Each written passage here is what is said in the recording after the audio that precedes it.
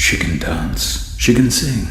She's equipped with a built-in helium tank for inflating balloons right at her fingertips. That sounds like a man who can write his dates the right way around. Now, this is the FNAF mystery that I am uniquely qualified to solve. Okay, uniquely is a stretch given, this, and this, and this. Let's go with I'm the one person who still seems to care about the Aftons being randomly British. Which of them are British? Just how British are they? And how important is that to the lore? To figure out who's British, we've got to figure out why I'm saying they're British in the first place. Well, it's because William... She can even dispense ice cream. And Michael... Father. And Elizabeth... Daddy, she can make balloons! All have British accents. But to understand how British that actually makes them, we've got to take a few steps back first. Accents are variations in the way people pronounce words within the same language. They're usually tied to a group of people based on the region or country they're from, their social group, or in the case of non-native speakers, the influence of their first language. Accents affect both the way that the vowels and consonants are pronounced, as well as the stress and prosody of the person's speech. There's no real clear defining lines between accents, it's more that you can just keep breaking it down into more and more smaller sub-accents. For example, in the UK, someone from up here is going to sound very different to someone from down here. But if you travelled from here to here, you wouldn't suddenly pass the border into Yorkshire, and everyone sounds completely different to everyone outside of Yorkshire. And not everyone in Yorkshire talks the same. And that's partially because Yorkshire is, bloody massive, relatively speaking. But what happened is you'd keep gradually having slightly different accents as you travel further south. You'd also get at least 6 different names for this. But everyone has an accent, even if it's not a regional one or even noticeably atypical. You have an accent. Your accent is just how you pronounce words. It's not just the way someone pronounces words that can tell you where they're from, it's also the actual words that they're using. Where accents are how you pronounce words, dialect is about which words and grammar you use. Take this thing again, all the different names for this come from different dialects. And funnily enough, I can be an example for this. So I come from the English county of Norfolk, and traditionally people from Norfolk have both quite strong accents and have a distinct regional dialect. I have a relatively weak Norfolk accent and I only use a few bits of Norfolk dialect. For reference, this is a proper strong Norfolk accent and dialect, often called Broad Norfolk. Them old crows are only playing that there bit of barley up down that bottom field. He said, go you up the door and ask the missus for an old coat of something to make a malkin with. But for example of accent versus dialect, my Norfolk accent shows up when I read this phrase. And this is my attempt at it. That's what's going on. That is how I want to naturally pronounce it. I know it should be that's what's going on, but I have to really, really try to say it properly. I naturally would pronounce it as that's what's going on, almost like it's one big word. Whereas my Norfolk dialect kicks in when describing this. I would describe this as being on the huh, which to people from outside of Norfolk means I'm speaking gibberish, or I forgot the word or something. And funnily enough, when I try to, explain what I mean, I'd often say it's on the wonk, and apparently that also isn't a normal phrase. But that's enough, trying to confuse you all with my gibberish. Time to talk about the gibberish set of accents and dialects people call American English. There are several ways in which your average English and American person will sound different to each other, despite speaking technically the same language. And yes, I'm specifying English rather than British because Scottish, Welsh and Northern Irish people are all notably different to English people, and in some cases, English might not even be their first language. English and American people differ both in accent and dialect. Now this is where I should be sitting here, explaining the examples to you, saying it both as an English accent and an American accent. But I can't really do an American accent without sounding like I'm taking the piss. And it's probably because I kind of would be taking the piss, just a little bit. Okay, quite a lot. But I'm going to run through some examples anyway. Take when there's an R following a vowel in the same syllable. More often than not, Americans will have what's called a rhotic accent, where they will say that R properly within it. Again, not going to try. Whereas most English accents are non-rhotic, that being we don't say the R in that word. As an example, take the word market. Market. I, as someone with a very non-rhotic accent, don't really say that letter R in the word at all. I also didn't say it in the word letter. Now, there certainly are exceptions to this. Take the West Country accent in England. Now,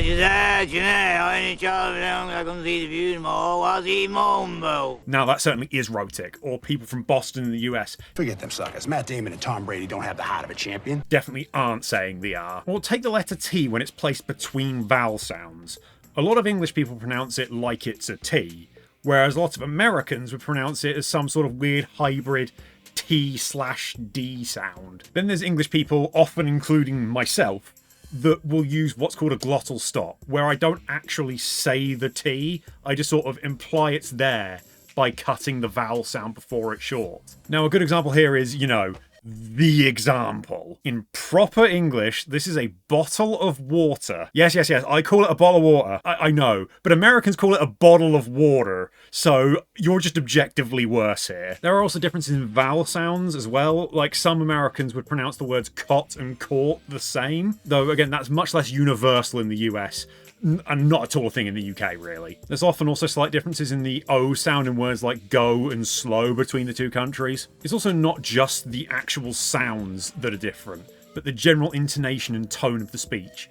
Generally, Americans are said to have a more flat and monotonous voice than British people, though the existence of Andy Murray might make me doubt that. Tennis has enabled me to achieve things I could never have dreamt of. Now, of course, it's not just the way we say the words that are different, but the words themselves. I'm just going to rattle off a few examples. Maths, trousers, football, rubbish. I probably should be explaining how Americans use different words for all of those, but I can't bring myself to say the Americanized versions of those words. It always feels like it always feels wrong hearing someone with a British accent use American English terminology. Now, that was just a comparison of English and American speech. There's lots of other variations of the English language, from Australia to New Zealand to Wales to South Africa to Scotland to Ireland to India to the Caribbean to Canada. A lot of places speak English. A, yes, that's because of colonialism. B, it's too many for me to cover in what's supposed to be a FNAF video. And C, we're talking supposedly about English people in the US here. So let's just have a quick listen to how each of the Aftons speak. Father, it's me, Michael. I put her back together. Just like you asked me to. She can dance. She can sing. Suffer now, like all who have stood before me. Daddy, why won't you let me play with her? She's so pretty and shiny. Didn't you make her just for me? Where did the other children go? Starting with Michael, and after one word, he's immediately shown off one of my examples. Father. That is a lovely non-rhotic accent we've got there. And later on in his little speech, we get some nice clear T sounds as well, though note the lack of glottal stop. They thought I was you. Then take William, also very non-rhotic. Suffer now. And taking a line from Scraptrap. Bittersweet. And we've got ourselves another British accent. I will also note that both men and how they pronounce the A sound in words like dance and father show that they very much aren't from up north. In fact, both men speak with a form of what's called received pronunciation, aka the Queen's English. Usually RP isn't linked to a specific area of the country, and more so associated with people from the upper classes. Essentially, I'm calling them posh. Then there's Elizabeth, very much a non-rhotic accent. I don't understand. Some very clear T sounds, even a few glottal stops in there. You have to let me inside the room. And that O sounds rather British to me as well at the end. Hello? Then I listened to this one again. She's so pretty and shiny. Now, I may have gone insane listening way too closely to these voices, but that sounds like the weird American, TD hybrid sound to me. My first thought was maybe that was just a slip up by the voice actor, but Sarah Jane Naqvi is not only an Australian of Anglo-Indian descent, i.e. not American, but she's also incredibly proficient in multiple accents. Instead, it seems more like Elizabeth does have a British accent, much like her father and brother, but she's picking up little Americanisms. But to understand why that might be, we need to know where people get their accents from. Unsurprisingly, people do tend to pick up their accents as they're learning to speak. As you're learning speech, you're figuring out how to move the parts of your body associated with speech to mimic the sounds that you're hearing all the people around you make. Very often when kids are learning how to speak, they're spending most of their time around their parents or guardians, meaning that that's who they'll be learning how to pronounce words from. That's why it's common for very young kids just learning how to talk to have the same accents as their parents,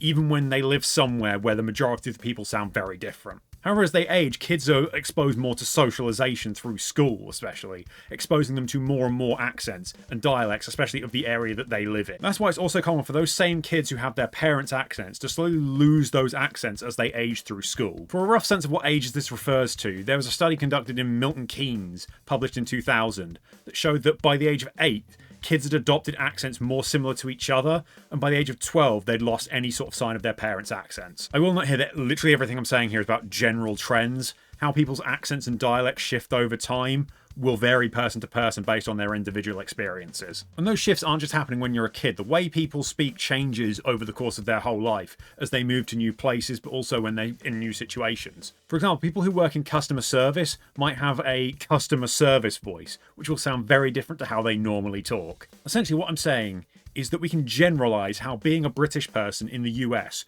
could shift someone's accent, but it's impossible to know for sure. In general, it's very likely that a British adult moving to the US would retain their British accent and dialect, but it is possible for their speech to shift somewhat to fit in better. Kids, on the other hand, would be more susceptible to losing their British accents if they move to the US. The younger they are, the more likely they are to start saying math. Pain me to say, even for that. It's f***ing maths. Right, before I get to the lore, I thought I'd just add in a couple of real-world ideas that I wanted to touch on to explain why the Aftons could be British. Honestly, I looked at this one just out of pure curiosity, expecting there to be no statistical relevance to this. But I found statistics detailing the percentage of each US state's population are known to have British heritage. Post-edit Michael jumping in here because the statistics I quoted in the original recording were slightly incomplete, but Utah has the highest percentage of people with English heritage at just under 25%, more than 5% higher than second place Maine, and well above the national average of about 8.5%. Overall, nearly 28% of Utah's population has some sort of British heritage. When you consider people born in the UK, as of 2022, there were 5,180 of them living in Utah. And that's about 0.16% of the population. A lot of media, especially American media, has had a tendency to use British actors or actors pretending to be British as their main villains. Specifically, they all speak with the same received pronunciation as the Aftons. Just to name some examples, you've got Scar in The Lion King, Loki in The Avengers, all of the Romans in Spartacus, Agent Smith in The Matrix, Shere Khan in The Jungle Book, Christopher Lee as Dracula, Palpatine, Tarkin, and most of the Empire in Star Wars. The main reason often given for this trend is based on people's preconceived views about accents and the personality traits that people associate with them. When it comes to received pronunciation accents, they often are associated with intelligence and people from the upper classes, as well as being untrustworthy and unkind. This combination of traits leads itself quite well to villainous roles, with the audience predisposition to disliking and distrusting the character, while also portraying the character as someone with intellect to be a real problem for the heroes. I will note as well, in all the examples I gave, none of those characters are actually British, but characters whose accents aren't really fixed by geography, like aliens and animals. Giving them this fancy British accent is able to immediately give the audience a sense of who the character is. That being said, all these preconceptions are just that, preconceptions, not actual fact. There is no evidence to show that having a specific accent means that you're going to have any sort of specific personality. Alright, enough learning. What does it mean for FNAF? How British are the Aftons? Starting off with the purple guy himself, and it seems like he got that purple by mixing together the colours of the Union Jack, because that man is British. For him to have a British accent that he retained to adulthood, he at least grew up in the UK to the point where his British accent stuck before he moved to Utah. When did that move happen? Well, we'll get to that. I'm going to be honest, I tried to get an answer here. I literally read through all of his dialogue from FNAF 4 for any signs of an obvious dialect, and I got nothing.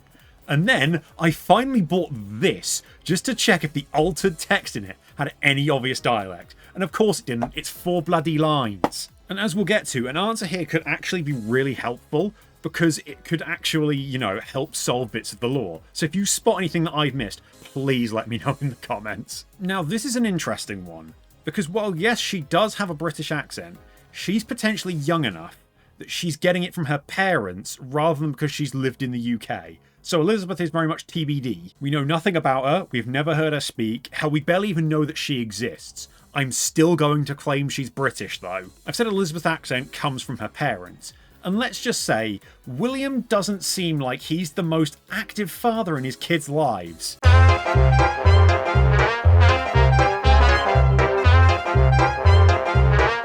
That leaves the parent for Elizabeth to get her accent from to be her mother. Am I actually right? Well, it's a question about Mrs. Afton, so I have no idea. It's all a complete guess. It's Mrs. Afton. What if I told you Michael Afton's British accent could actually have huge ramifications for the lore of the franchise? And if I'm right, nearly every timeline I've seen has a fundamental flaw from the get-go. Now, I know, I'm being weirdly dramatic all of a sudden, but it's because when I thought of the ramifications of what I'm about to claim, that's essentially what happened in my brain. That and people seem to like, the dramatic, I found the thing that solved the lore moment. Am I doing it right? So Michael Afton has a British accent as an adult. That means, like his father, he most likely grew up in the UK around other people with British accents, beyond the age where his accent could still be influenced by the people around him, i.e. around 8 to 12. The difference between them is that we see Michael as a teenager living in the US in 1983. If you go down this train of thought, on the most generous side of things, that means Michael Afton moved to the US in 1975 at the earliest. In all likelihood, it'd mean that he didn't move to the US until the late 70s to early 80s. Right, I can already feel everyone telling me I'm thinking way too much about this, but just walk with me for a bit. Just see where this ends up, because you never know. You might actually like it. If I'm claiming Michael didn't move to Utah until somewhere around 1980, then I suppose I'm claiming none of the Aftons moved to the US until then either. Most importantly, that includes the purple bloke himself, William. If William isn't in the US until, say, let's say the late 70s, that means that Fazbear Entertainment existed before he was even in the country. So much of the early timeline happens without the purple guy even involved. We know from the Mimic story and Tales that Fazbear exists in the 70s, buying out other companies like Edwin Murray's, and we're aware of Full Fest existing since 1970, and while we don't know that it was a Fazbear event, I don't know why else would be being shown it around Fazbear places. Hell, there's even Fredbear's singing show, and we don't even really know where that goes in the timeline at all. Fazbear's always been much bigger than just William and Henry. But what this means is that Fazbear existed long before William's involvement. Or, you know, Fazbear's actually British, but I'll leave the really crazy ideas for later. Almost every stab I've seen people have at the FNAF timeline involves William and Henry working together from Fazbear's earliest days, which obviously doesn't work if William's not even in the right country. But Fazbear existing before Afton, and even Henry, makes sense to me, as Fazbear the company, as an antagonist of sorts, seems to be a key part of these newer stories, and Steel Wool especially have shown that they have real interest in the history of Fazbear. It also makes some sense given that Fazbear still exists even after, you know, William and Henry are both not in the picture anymore, shall we say, post FNAF 6. Now this is the point normally where someone would present their new timeline based off of their great theory they've just come up with. But seeing as I actually kind of came into this video with zero intention of trying to solve the lore, if I tried to plant my flag in the ground right now with a solid timeline, it'd probably come across as a bit half-arsed, especially given that there's quite a few moving parts in the time period that I'm talking about. So I may be pulling the classic FNAF YouTuber thing of I'm making a timeline for another video, because yeah, I may have accidentally started making a timeline in my notes. I'm trying really, really hard not to go insane with it. But remember earlier when I said I'll leave the crazy ideas for later? Well, it's later. While thinking through the lore implications of the Aftons being British, I had some ideas, ranging from not really any evidence to what the hell was I thinking that's blatantly wrong. But I thought I'd share them for everyone to have a good laugh at. So here's a quick fire list of ideas that I had listed under the umbrella term of huffing paint theories. So first up, we've got William went back to the UK between killing sprees. There is zero evidence for this. It just felt like a way in which he might have attempted to evade getting caught.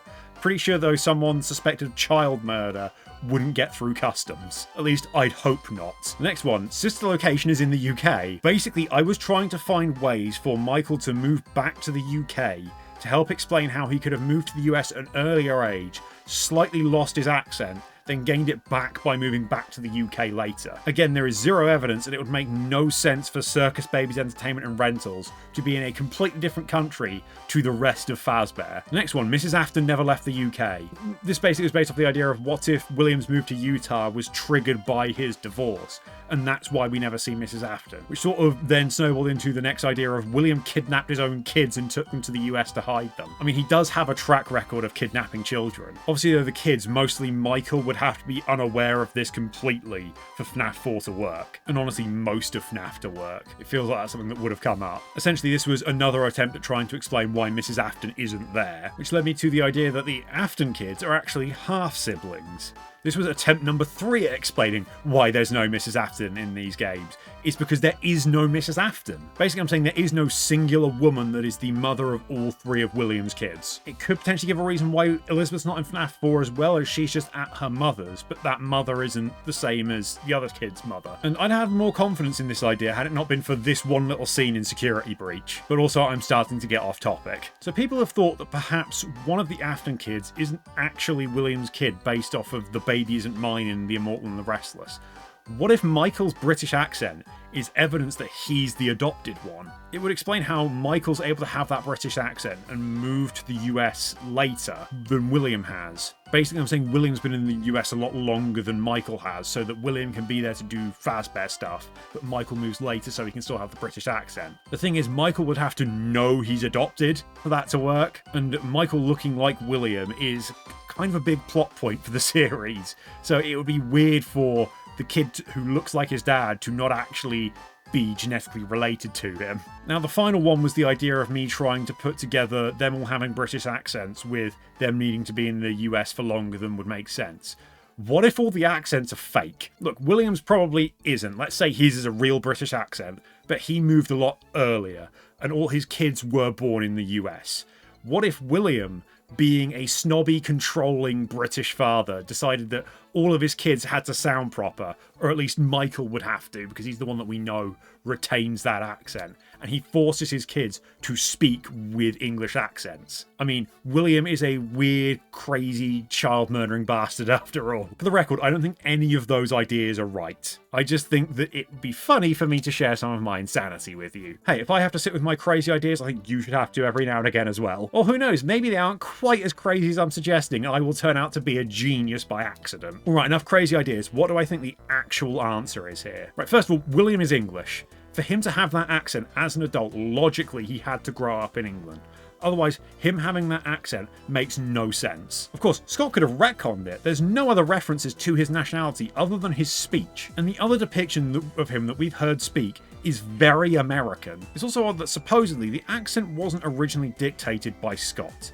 Apparently, it was the voice actor PJ Hayward's own choice to do that accent, and Scott went with it, which is odd given the ramifications that I've suggested, if that wasn't the plan all along. So I think the actual truth is more likely that William Afton is British in the games, but Michael might not be. I'm suggesting that perhaps Scott didn't think it through quite this much when deciding a British villain would be cool.